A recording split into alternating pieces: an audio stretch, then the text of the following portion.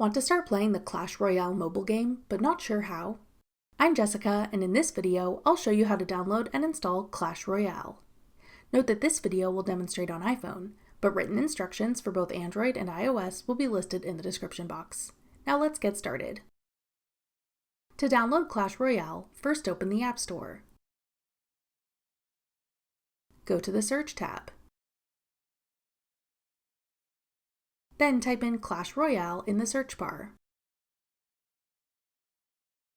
Tap Clash Royale when it appears in the search results. Then tap Get. If prompted, use Face ID or enter your password to confirm that you want to download the app.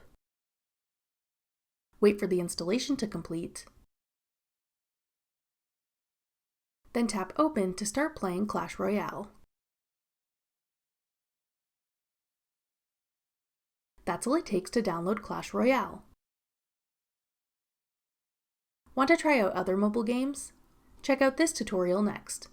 Click the video on your screen now to watch. Thanks for watching. If you found this video helpful, we'd love it if you'd hit the like button below and subscribe to our channel. We put out great new tech tutorials like this one every day.